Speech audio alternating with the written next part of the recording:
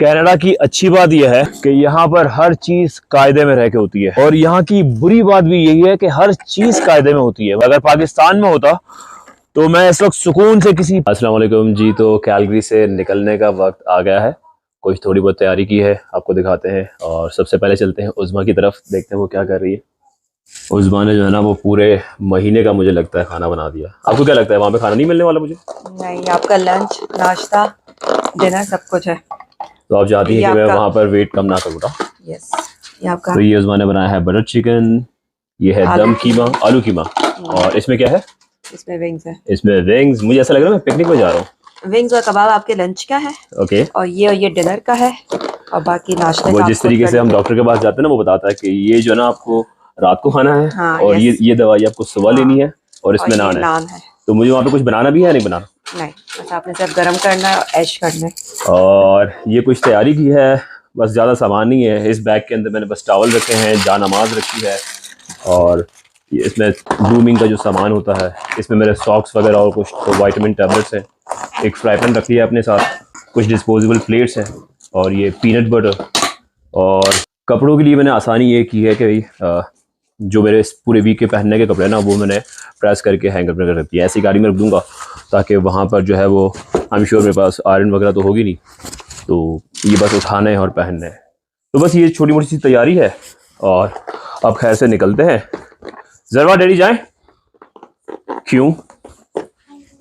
सबसे ज्यादा सैड जरवा है। तो डैडी को मिस करोगी? यस। अच्छा मेरी बात सुनो, फिर आप वो रॉक पेपर सीजर किसके साथ करोगी? आपको खेलना लास्ट टाइम मेरे साथ? Okay, let's do it. Rock paper scissor. You win.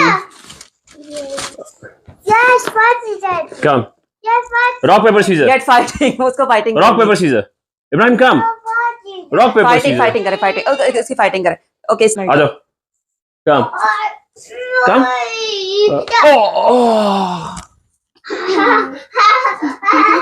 चले मैं निकलता हूँ। मेरी बेटी का ख्याल रखना, और मेरी बेटी को कोई तंग मत करना, इसके साथ अच्छे से प्ले करना। Yes, what is that? पहले मैं छोटा सामान रख के आता हूँ, उसके बाद फिर ये उठाते हैं। अल्लाह हाफिज़। केयरफुल ड्राइव करिएगा। हाँ, वेदर ठीक नहीं है। वेदर भी आज ही खराब होना था, लेकिन खैर इतनी ज़्यादा स्नो तो नहीं है। डैडी को हिफाजत की दुआ पढ़ाएं। बिस्मिल्लाहिल्लज़ी ला युज़र्रु माअफ़्मिही शैउन फ़िल अर्ज़ी वला फ़िस्समाई वहुवा समीउल अलीम। रास्ते में एक स्टॉप नज़र आया है, यहाँ से कुछ स्नैक्स वगैरह ग्रैब करते हैं।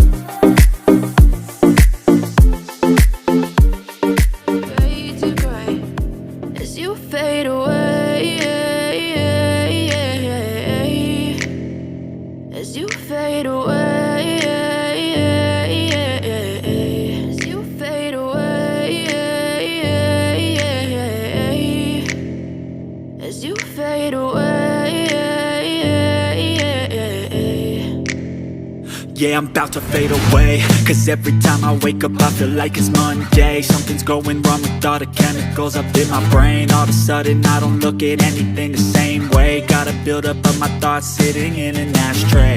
As you fade away, as you fade away. अच्छा, मेरे पास एक बहुत बुरी खबर है, और साथ में एक छोटी सी अच्छी खबर भी है। बुरी खबर ये है कि गाड़ी बंद हो गई है। गाड़ी का पेट्रोल जो है वो ख़त्म हो चुका है। आपको याद होगा हम कुछ देर पहले रुके थे एक स्टॉप पे, वहाँ से चिप्स तो लिया हमने, लेकिन गाड़ी का फ्यूल डलवाना भूल गए।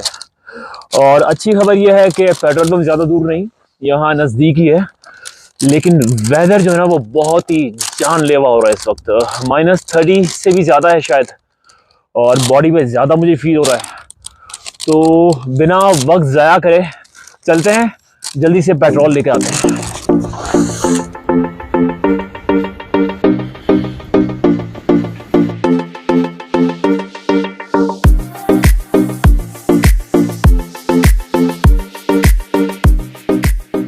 कनाडा की अच्छी बात यह है कि यहाँ पर हर चीज़ कायदे में रह के होती है, और यहाँ की बुरी बात भी यही है कि हर चीज़ कायदे में होती है। मतलब कायदे से हटके ये कोई काम करने को तैयार नहीं होते। अगर पाकिस्तान में होता तो मैं इस वक्त सुकून से किसी पेप्सी या 7 अप की बोतल में 2 लीटर पेट्रोल ला के अपनी गाड़ी में डाल देता और काम हो जाता मेरा।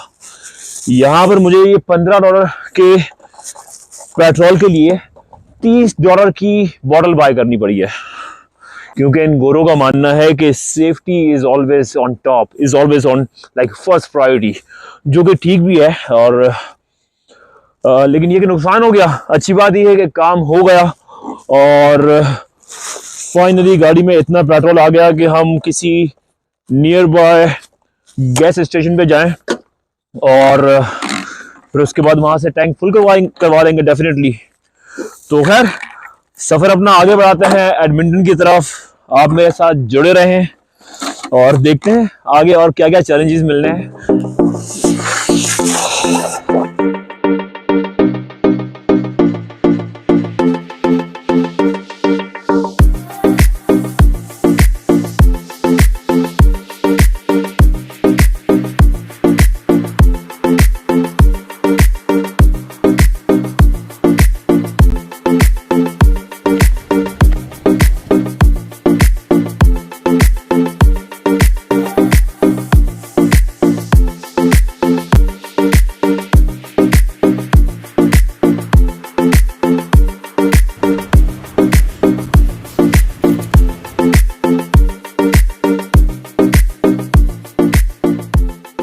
जी तो खैर से अल्लाह अल्लाह करके पहुंच गए हैं एडमिंटन। रास्ते में वेदर ने हालत ख़राब कर दी। आपने देखा होगा गाड़ी जो है वो 70-80 से अगर ज़्यादा स्पीड बढ़ाऊँ तो यूँ हिल रही थी रोड पे। लेकिन अच्छी बात यह है कि पहुंच गए हैं। और पीछे आपको ये जो हसीन बुद्ध बंगला नज़र आ रहा है, इसमें भाई का रूम है। मैं तो अंदर से देख कर आ गया हूँ और अपने दिल को ठंडक पहुँचा दी है। आए आपको भी दिखाता हूँ।